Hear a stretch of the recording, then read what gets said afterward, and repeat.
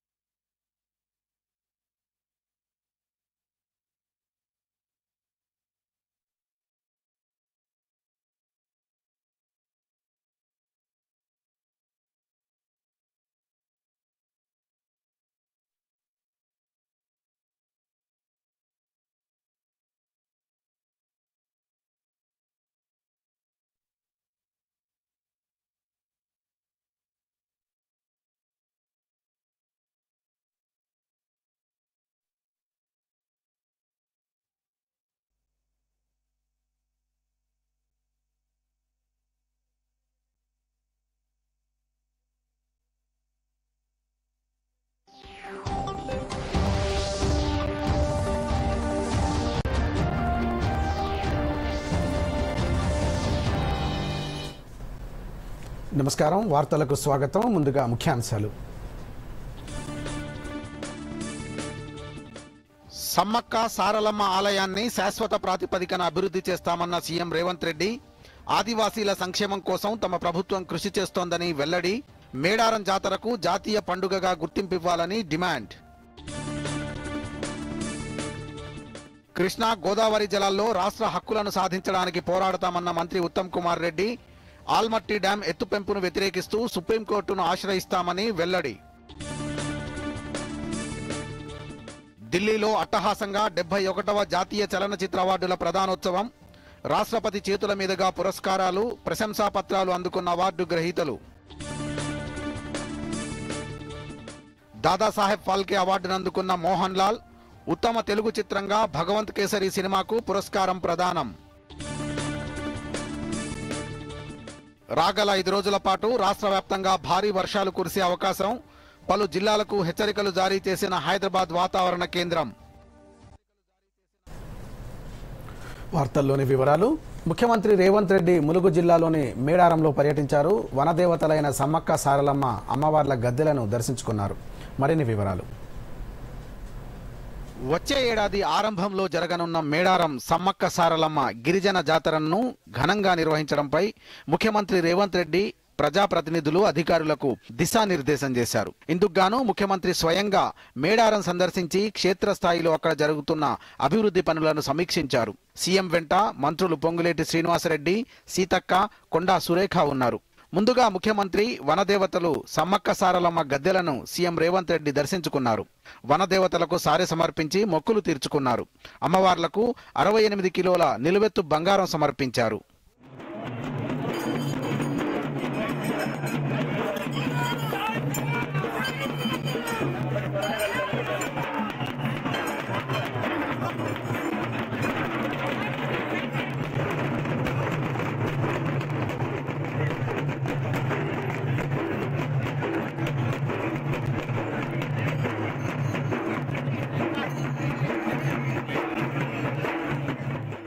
ఆ తర్వాత మేడారం ఆలయ అభివృద్ధి పనులపై అధికారులు, పూజారులతో సీఎం సమీక్ష నిర్వహించారు. గద్దెల విస్తరణ, దేవస్థాన అభివృద్ధి ప్రణాళికలపై పూజారులు, ఆదివాసీ సంఘాల ప్రతినిధులతో మాట్లాడి అభిప్రాయాలు తెలుసుకున్నారు. అభివృద్ధి పనుల డిజిటల్ ప్లాన్ను విడుదల చేశారు.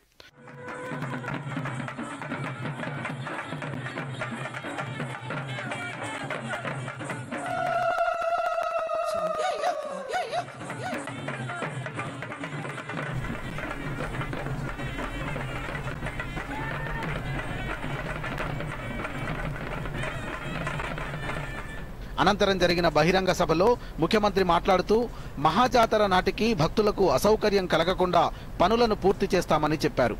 ఆలయ అభివృద్ధికి ఎన్ని కోట్ల రూపాయలైనా ఖర్చు పెట్టేందుకు ప్రభుత్వం సిద్ధంగా ఉన్నదని అన్నారు. ఆదివాసీలు పూజారులను ఆలయ అభివృద్ధిలో భాగస్వామ్యం చేయనున్నట్లు తెలిపారు.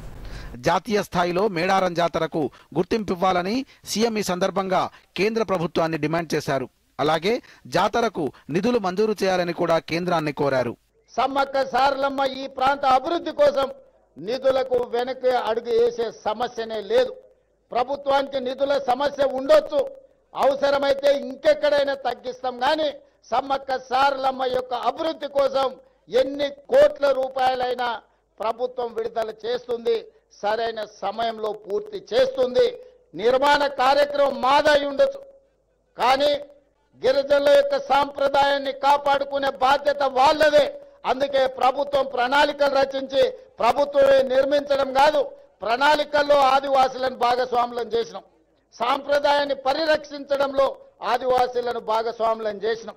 రేపు జరగబోయే పునర్నిర్మాణంలో కూడా ఆదివాసులను భాగస్వాములను చేస్తున్నాం.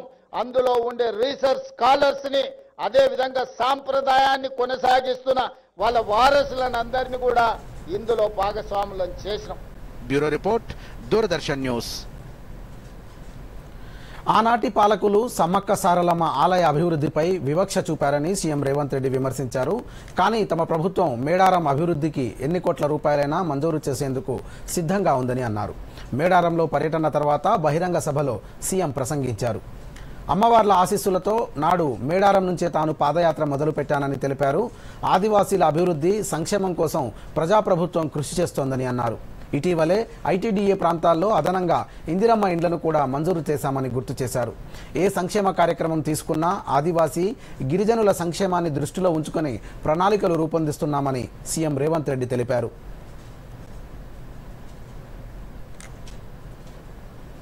ఆదివాసీ ప్రాంతాలలో, తండాలలో, గూడాలలో, మారుమూల పల్లెల్లో వాళ్ళ యొక్క సంక్షేమానికి, వాళ్ళ యొక్క అభివృద్ధి కార్యక్రమాలకి ఈరోజు ప్రభుత్వం ప్రణాళికలు అందిస్తుంది. ఈరోజు ప్రతి నియోజకవర్గానికి 3,500 ఇండ్లు, 4,50,000 ఇందిరమ్మ ఇండ్లు పేదోళ్లకు అందించిన తర్వాత మరి ఆదివాసీలు గిరిజనులకు సరిపోవడం లేదు అని నా దృష్టికి ఎమ్మెల్యేలు తెస్తే ఐటీడీఏ ప్రాంతాలలో అదనంగా గిరిజనులకు, ఆదివాసీలకు మళ్ళీ 22,000 ప్రత్యేకంగా ఇండ్లు ఇచ్చి ఆదివాసీ బిడ్డలు ప్రతి వాళ్ళు సొంత ఇంటిలో ఉండాలి అని మన ప్రభుత్వం ఈరోజు ప్రణాళికలు తీసుకున్నది. కర్ణాటక ప్రభుత్వం ఆల్మట్టి డ్యాం ఎత్తు పెంచడాన్ని తెలంగాణ సాగునీటి పారుదల శాఖ మంత్రి ఎన్ ఉత్తమ్ కుమార్ రెడ్డి వ్యతిరేకించారు. కర్ణాటక చర్యను అడ్డుకునేందుకు సుప్రీంకోర్టును ఆశ్రయిస్తామని తెలిపారు. ఈరోజు ఢిల్లీలో మీడియాతో మాట్లాడుతూ ఆల్మట్టి డ్యాం ఎత్తు పెంచడం తెలంగాణ ప్రయోజనాలకు విఘాతం కలిగించేదిగా భావిస్తున్నామని అన్నారు. కర్ణాటకలో కాంగ్రెస్ ప్రభుత్వం ఉన్నప్పటికీ ఈ విషయంలో వెనక్కి తగ్గబోమని అన్నారు. నీటి హక్కులను సాధించడంలో ఎంతవరకైనా పోరాడతామన్నారు. కృష్ణా గోదావరి జలాలపై రాజీ పడే ప్రసక్తే లేదని మంత్రి స్పష్టం చేశారు. కృష్ణా జలాల వివాదంలో కూడా ట్రైబ్యునల్ ముందు తమ వాదనలు వినిపించడం జరుగుతుందని అన్నారు. తెలంగాణలోని అత్యధిక భూభాగంలో కృష్ణా నది ప్రవహిస్తూ ఉన్నందున 811 టీఎంసీలలో తెలంగాణకు 555 టీఎంసీలు కేటాయించాలని కోరతామని మంత్రి ఉత్తమ్ కుమార్ రెడ్డి తెలిపారు. కృష్ణా నదీ జలాల కేటాయింపులో తెలంగాణకి న్యాయం జరిగే విధంగా మేము అన్ని విధాలుగా పోరాటం చేస్తున్నాం, న్యాయ పోరాటం చేస్తున్నాం. అదేవిధంగా ఆల్మట్టి విషయంలో కూడా కర్ణాటక ఆ హైట్ ని పెంచడానికి వీల్లేదు అని మా ప్రభుత్వం, తెలంగాణలో కాంగ్రెస్ పార్టీ స్టాండ్ చాలా స్పష్టంగా మనం చేస్తున్నాం. ఆ కేసు కూడా నేను వైద్యనాథన్ గారి ద్వారా మళ్ళీ సుప్రీంకోర్టును అప్రోచ్ అయ్యి వాళ్ళని ఈ హైట్ పెంచే అవకాశం ఇవ్వకూడదు అనే వాదంతో ముందుకు పోతుంది.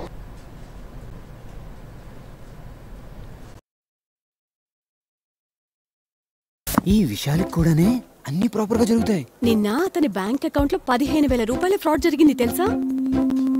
అయినా ఏ టెన్షన్ లేదు అతనికి. చూడు, టెన్షన్ ఎందుకు, నా తప్పేం లేదుగా. అయినా ఫ్రాడ్ జరిగినప్పుడు నేను వెంటనే బ్యాంక్ ఇన్ఫార్మ్ చేసేసా. ఆర్బీఐ అంటుంది, మీ అకౌంట్ లోంచి ఎవరైనా మోసంగా డబ్బు తీసినట్టయితే బ్యాంకుకి వీలైనంత త్వరగా ఇన్ఫార్మ్ చేయండి. 3 రోజుల్లోగా చేస్తే ఏ నష్టం ఉండదు. ఎంత లేట్ చేస్తే అంత ఎక్కువ నష్టం. ఇంకోటి, అన్ని జరిగిపోవు, ప్రాపర్ గా జరిపించాల్సి వస్తుంది. ఆర్బీఐ అంటుంది, విషయాలు తెలుసుకుంటే జాగ్రత్తగా ఉండండి. మీకు ఈ విషయం తెలుసా? ఇప్పుడు కేంద్ర ప్రభుత్వం కుట్టు మిషన్ల మీద కూడా జీఎస్టీ తగ్గించింది. నిజంగానా? అంటే ఇప్పుడు మేము కూడా సొంతంగా మిషన్లు కొనుక్కోవచ్చా? అవును, ఖర్చు తగ్గుతుంది కనుక తక్కువలో కొనుక్కోవచ్చు. ఒక్కో మిషన్ మీద 500 నుంచి 1000 రూపాయల వరకు తగ్గుతుంది. పొదుపు వలన వచ్చిన ధైర్యం మరియు ఆత్మవిశ్వాసం.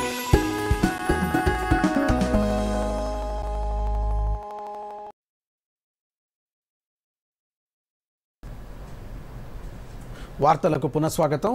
కర్ణాటక ప్రభుత్వం ఆల్మట్టి డ్యాం ఎత్తును 519 మీటర్ల నుంచి 524 మీటర్లకు పెంచడం వల్ల దక్షిణ తెలంగాణ రైతులకు తీవ్ర నష్టం కలుగుతుందని బీజేపీ తెలంగాణ రాష్ట్ర అధ్యక్షుడు ఎన్ రామచంద్రరావు అన్నారు.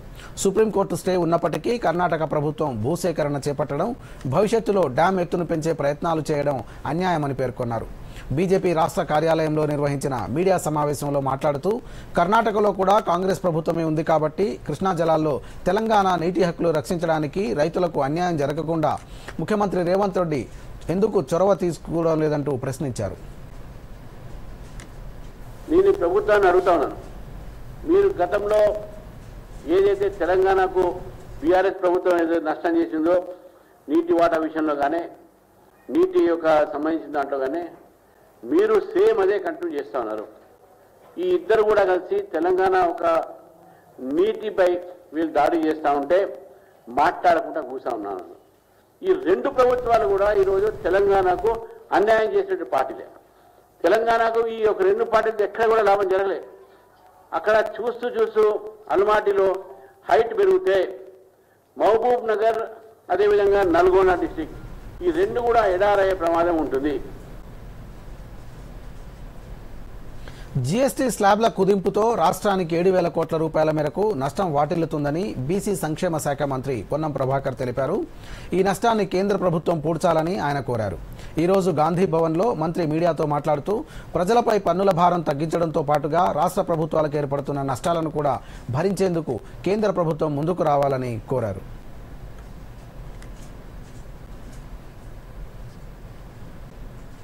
తెలంగాణకి ఇలా ఈ జీఎస్టీ తగ్గించిన పేరు మీద 7,000 కోట్ల రూపాయల నష్టం వస్తోంది పన్ను రూపంలో. రైట్, మరి పేద ప్రజలకు ఏమైనా లాభం జరిగిందా? పేద ప్రజలకు ఎంతవరకు జరుగుతుంది? రాష్ట్రాల కూడికకు సంబంధించి ఒక రాష్ట్రాలకు సంబంధించినటువంటి 29 రాష్ట్రాలతో ఉన్నటువంటి దేశం ఇది. ఫెడరల్ సిస్టంలో ఉన్నాం మనం. 7,000 కోట్ల నష్టానికి తెలంగాణ నుంచి ప్రాతినిధ్యం వహిస్తున్నటువంటి మంత్రులు ఏ విధంగా తెలంగాణను ఆదుకోవడానికి ప్రయత్నం చేస్తారో చెప్పాల్సిన బాధ్యత ఈ రాష్ట్రం నుంచి ప్రాతినిధ్యం వహిస్తున్న కేంద్ర మంత్రులపై ఉంది అనే మాట కూడా తెలంగాణ ప్రభుత్వం పక్షాన ప్రజల పక్షాన ఆ ఇద్దరు మంత్రులకు కూడా తెలియజేస్తా ఉన్నాం. ఖరీఫ్లో 75 లక్షల మెట్రిక్ టన్నుల ధాన్యం సేకరించాలని లక్ష్యంగా పెట్టుకున్నామని పౌర సరఫరాల కమిషనర్ డిఎస్ చౌహాన్ తెలిపారు. ఆయన ఈరోజు హైదరాబాద్లో విలేకరులతో మాట్లాడుతూ ఈ ఖరీఫ్ సీజన్లో 159 మెట్రిక్ టన్నుల ధాన్యం దిగుమతిని అంచనా వేస్తున్నామని అన్నారు. రాష్ట్ర రైతాంగం 65 లక్షల ఎకరాల్లో వరి పండిస్తున్నారని తెలిపారు. ధాన్యం సేకరణలో ఎంఎస్పీ అమలవుతుందని అన్నారు. ఫైన్ గ్రేడ్ ధాన్యానికి క్వింటాలుకు 2,389 రూపాయలు, కామన్ గ్రేడ్కు ఎంఎస్పీ 2,369 చొప్పున చెల్లించడం జరుగుతుందని అన్నారు. ధాన్యం సేకరణ ఇప్పటికే ఏర్పాట్లు జరుగుతున్నాయని వచ్చే నెల నుండి సేకరణ ప్రారంభిస్తామని ఆయన వెల్లడించారు. సన్నాలకు 500 రూపాయల బోనస్ కొనసాగుతోందని అన్నారు.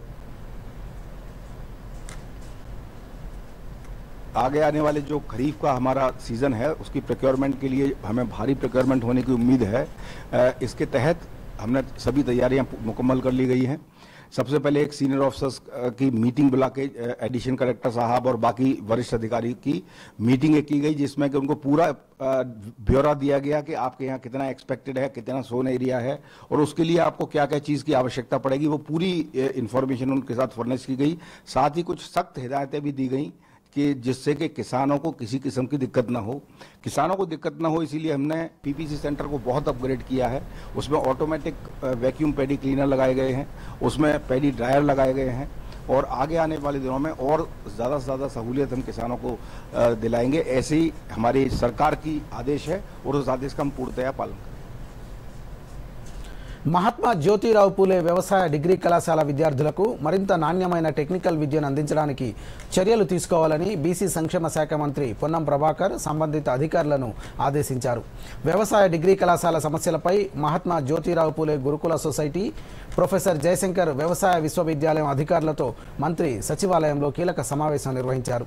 ఈ సందర్భంగా మాట్లాడుతూ కరీంనగర్, వనపర్తిలలో ఉన్న మహాత్మా జ్యోతిరావు పూలే వ్యవసాయ డిగ్రీ కళాశాల ద్వితీయ, తృతీయ, చివరి సంవత్సరం విద్యార్థులకు వ్యవసాయ విశ్వవిద్యాలయ అధ్యాపకుల సమక్షంలో విద్యాబోధన జరిపించాల్సి ఉందన్నారు. ఈ మేరకు ప్రొఫెసర్ జయశంకర్ వ్యవసాయ విశ్వవిద్యాలయంతో అవగాహన ఒప్పందం ప్రక్రియను త్వరితగతిన పూర్తి చేయాలని సూచించారు. విద్యార్థులకు ఫీల్డ్ విజిట్, మౌలిక సదుపాయాలు, ల్యాబ్ రాజేంద్రనగర్ వ్యవసాయ విశ్వవిద్యాలయం, దాని అనుబంధ కళాశాలల్లోనే నిర్వహణ జరిగేలా చూడాలని అన్నారు. సిద్దిపేట జిల్లా కేంద్రంలో నిర్మించిన ఇందిరమ్మ ఇళ్లను మంత్రి వివేక్ వెంకటస్వామి పరిశీలించారు. అనంతరం లబ్ధిదారు ఇంట్లో భోజనం చేశారు. ఈ సందర్భంగా మంత్రి వివేక్ వెంకటస్వామి మాట్లాడుతూ కాంగ్రెస్ ప్రభుత్వం ఇందిరమ్మ ఇళ్లు, సన్నబియ్యంతో పాటు సంక్షేమ పథకాలతో ప్రజా సంక్షేమం కోసం పనిచేస్తోందని అన్నారు. గత బీఆర్ఎస్ ప్రభుత్వం కేవలం కమిషన్ల కోసమే వేల కోట్ల రూపాయల నిధులను దుర్వినియోగం చేసిందని అన్నారు. తుమ్మిడిహట్టి నుంచి గ్రావిటీ ద్వారా వచ్చే నీటిని కాదని లిఫ్ట్ ఇరిగేషన్ ద్వారా ప్రాజెక్టులు నిర్మించి 1,00,000 కోట్ల రూపాయల నిధులను దుర్వినియోగం చేసిందని మంత్రి వివేక్ ఆరోపించారు. కాంగ్రెస్ పార్టీ ఈ ఫ్లాగ్షిప్ ప్రోగ్రామ్ ఏదైతే తీసుకుందో పేద ప్రజలకు ఇల్లు కట్టియాలని 10 సంవత్సరాలు టీఆర్ఎస్ ప్రభుత్వము డబుల్ బెడ్రూమ్ ఇల్లు అని చెప్పి అందరికీ ఊహిస్తూ ఎక్కడ కూడా డబుల్ బెడ్రూమ్ ఇల్లు కట్టలేదు. ఇది ఈరోజు ఈ లబ్ధిదారుల ముఖాల మీద సంతోషం చూస్తే నిజంగానే వాళ్ళందరూ కూడా అరే మా సొంత ఇల్లు కట్టుకుంటున్నామని చెప్పి చాలా సంతోషించారు. వికారాబాద్ జిల్లా వ్యాప్తంగా సీజనల్ వ్యాధుల నివారణకు ప్రత్యేక చర్యలు తీసుకుంటున్నట్లు జిల్లా వైద్యాధికారిని లలితాదేవి తెలిపారు. 23 ప్రాథమిక ఆరోగ్య కేంద్రాలు, 2 యూపీ సెంటర్లు, 4 బస్తీ దవాఖానాలలో రోగులకు మెరుగైన సేవలు అందిస్తున్నట్లుగా తెలిపారు. జిల్లాలో హాస్టల్, గురుకులాల్లో విద్యార్థులకు మలేరియా, డెంగ్యూ ర్యాపిడ్ పరీక్షలు నిర్వహిస్తున్నామన్న జిల్లా వైద్యాధికారిని లలితాదేవితో మా ప్రతినిధి face to face.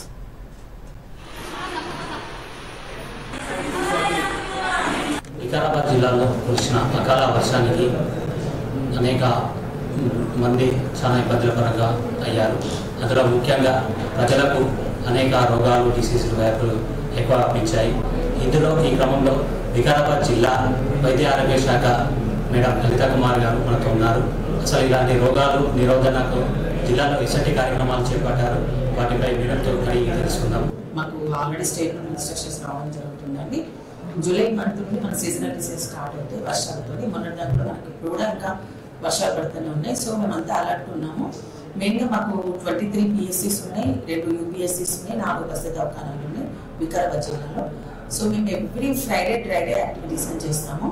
Plus every వీక్లో ప్రతి మంగళవారము, శుక్రవారము రెసిడెన్షియల్ హాస్టల్స్కి వెళ్ళి హెల్త్ క్యాంప్ పెడుతున్నాము.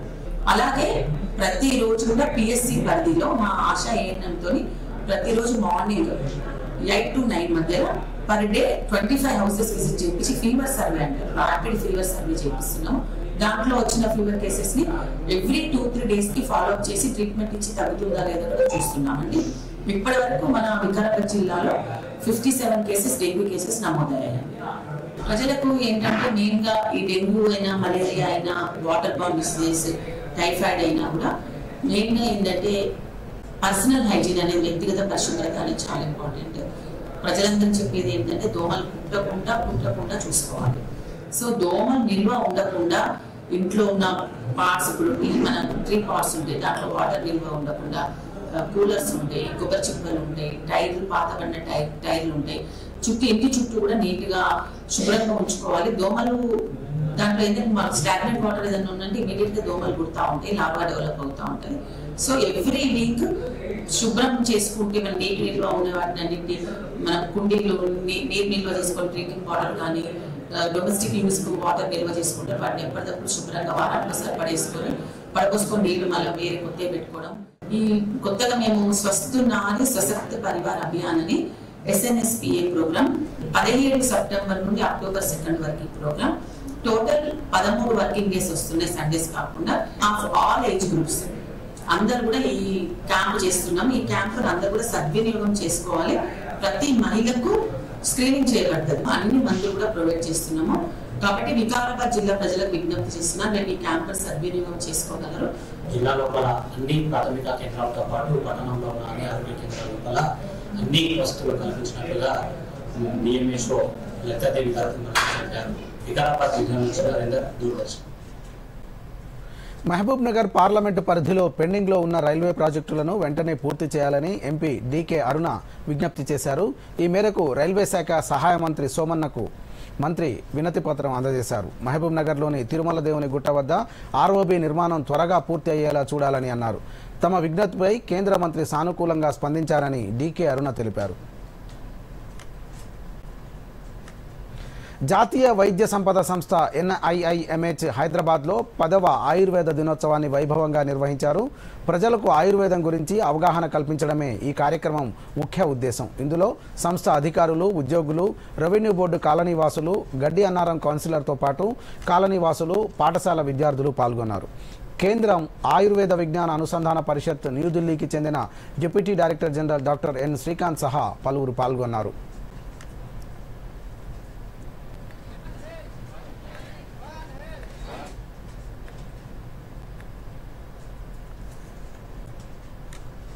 దేశవ్యాప్తంగా నేడు 10వ ఆయుర్వేద దినోత్సవాన్ని ఘనంగా జరుపుకుంటున్నాం. భారతీయ వైద్య విజ్ఞాన సంపద అయిన ఆయుర్వేదం పట్ల అవగాహన పెంచే ఈ వేడుక ఆరోగ్యకరమైన జీవన శైలిని ప్రోత్సహించడంతో పాటు పర్యావరణ సమతుల్యతను కాపాడే లక్ష్యంతో జరుగుతోంది. గోవాలోని అఖిల భారత ఆయుర్వేద సంస్థలో ఆయుష్ మంత్రిత్వ శాఖ ప్రత్యేక కార్యక్రమాన్ని నిర్వహిస్తోంది. ఈ సందర్భంగా ఆయుర్వేద దినోత్సవంపై దూరదర్శన్ యాదగిరి ప్రత్యేక కథనం. ఆయుర్వేదం భారత పురాతన సంప్రదాయ వైద్య విధానం. సహజమైన మూలికలు, వంటల్లో ఉపయోగించే సుగంధ ద్రవ్యాలు, ప్రకృతి నుంచి లభించే వివిధ పదార్థాల సమన్వయంతో ఇది రూపొందింది. శరీరం, మనసు, ఆత్మల మధ్య సమతుల్యతను కాపాడుతూ ఇది సంపూర్ణ ఆరోగ్యాన్ని అందిస్తుంది.